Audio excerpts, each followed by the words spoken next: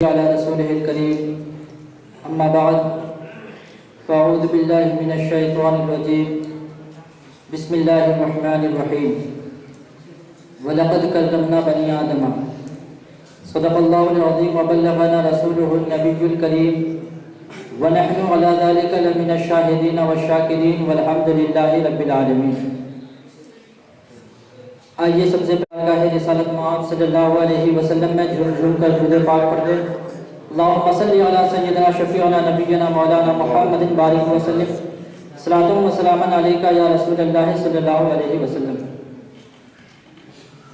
ایک ہو جائے تو بن سکتے ہیں خورشید مبیں، ایک ہو جائے تو بن سکتے ہیں خورشید مبیں، ورنہ ان بکھرے ہوئے تاروں سے کیا کام بنے.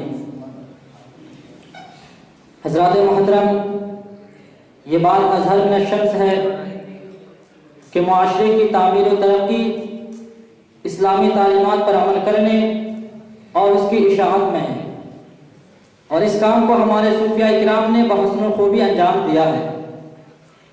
تاریخ کے اوراق پلٹ کر دیکھنے سے یہ بات واضح ہو جاتی ہے کہ ہندوستان جہاں عرصہ دراز سے کفر و شرک کا دور دورہ تھا، ظلم و جور کی فضا قائم تھی، لوگ اخلاق و کردار کی پستی کا شکار تھے، اس خطے کے لوگوں کو نور ہدایت سے روشناس کرانے، ظلم و جور سے نجات دلانے اور ان کے عقائد و اعمال کی اصلاح کرنے میں صوفیاء کرام کا اہم کردار رہا ہے کہ انہوں نے اپنے اخلاق کریمانہ اور نیک سیرت سے ہزاروں گم گشتہ لوگوں کو راہ راست پر گامزن کر دیا. ان صوفیاء کرام کی آمد سے قبل ہندوستانی سماج کی حالت کافی خستہ و خراب ہو چکی تھی. چنانچہ جس زمانے میں خواجہ غریب نواز نے اس سرزمین پر تشریف لایا، یہ وہ دور تھا جبکہ حکومت کا آفتاب اقبال غروب ہو چکا تھا، شاہانہ نوری غزنوی حکومت پر قابض ہو چکے تھے، گزشتہ اسلامی حکومتوں کے نقوش اس قدر مدھم پڑ چکے تھے کہ یہ تصور بھی نہیں کیا جا سکتا تھا کہ اس ملک میں مسلمان آگے چل کر کبھی ابھر سکیں گے. اس دور کے مسلمانوں کے زور کی وجہ صرف یہ تھی کہ مسلمان بادشاہوں نے تبلیغ اسلام کو اپنا مقصد حیات نہیں بنایا تھا، بلکہ ان کو اسلام کی تبلیغ سے ذرہ برابر بھی لگاؤ نہیں تھا. اس کے علاوہ 11ویں اور 12ویں صدی عیسوی میں ہندوستانی سماج کی حالت حد درجہ تباہ تھی. ہر شخص ایک دوسرے سے برسر پیکار تھا، اتحاد و فکر عمل کا کہیں دور دور تک نام نہ تھا. چھوٹ چھاٹ نے مدنی زندگی کے سارے سرچشمے مسمور کر دیے تھے. زندگی کی ساری لذتیں اونچی ذات کے لیے مخصوص تھی. غریب عوام مسائل و آلام میں مبتلا تھے، زندگی ان کے لیے بوجھ تھی. اللہ نے انہیں انسان بنایا تھا، مگر اس سے بندوں نے انہیں جانور کی سی زندگی گزارنے پر مجبور کر دیا تھا. صاحب سیر الاولیاء نے لکھا ہے کہ ہندوستان کے تمام مشرقی حصوں میں کفر و شرک کی تاریخی چھائی ہوئی تھی، اور بت پرستی کی طوفان خیز آندھی ہندوستان کے مشرق سے لے کر مغرب تک بڑے زور و شور سے چل رہی تھی. بت پرستی کی طوفان خیز آندھی مشرق سے مغرب تک بڑے زور و شور سے چل رہی تھی، اور ہندوستان کے ستمبر اور سرکشوں میں سے ہر ایک ادارہ حکم اعلیٰ کا مدعی تھا.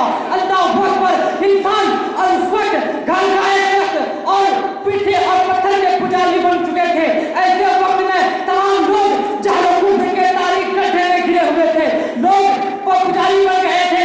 لیکن جب صوفیاء کرام نے اس سرزمین پر تشریف لایا تو پھر یہ رفتہ رفتہ یہ تمام برائیاں دور ہونے لگی، اور پھر بغض و عناد اور ظلم و ستم کی جگہ اخوت و محبت نے لے لیا، اور پیار محبت لے لیا، اور بت پرستی کی جگہ پھر خدا پرستی نے لے لیا. اور ان صوفیاء کرام نے سماج کو اعلیٰ ترقی عطا فرمایا، انسان کو انسانیت کا درس دیا، اور سماج کو اعلیٰ مقام پر لا کر کھڑا کر دیا.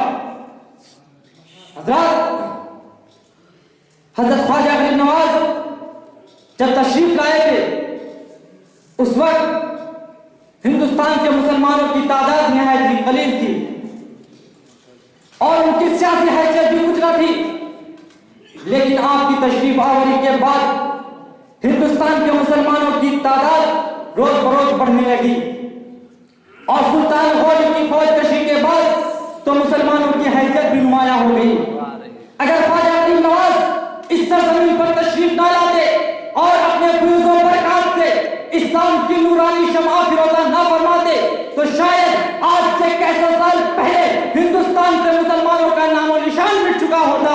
اسی لیے آپ کے احسانات سے کوئی بھی انکار نہیں کر سکتا ہے اور نہ ہی آپ کے تجدیدی کارناموں کو کوئی فراموش کر سکتا ہے. حضرات، اس کے علاوہ آپ نے چھوٹ چھاٹ کے اس بھیانک ماحول میں اسلام کا نظریہ توحید عملی حیثیت سے پیش کیا اور بتایا کہ یہ صرف ایک تخیل چیز نہیں ہے بلکہ زندگی ایک ایسا اصول ہے جس کو تسلیم کر لینے سے ذات پات کی سب تفریق بے معنی ہو جاتی ہے. یہ ایک دینی اور سماجی انقلاب کا اعلان تھا. ہندوستان کے ہزاروں بسنے والے مظلوم انسان اس اعلان کو سننے کے بعد دوبارہ زندگی کا کیف محسوس کرنے لگے.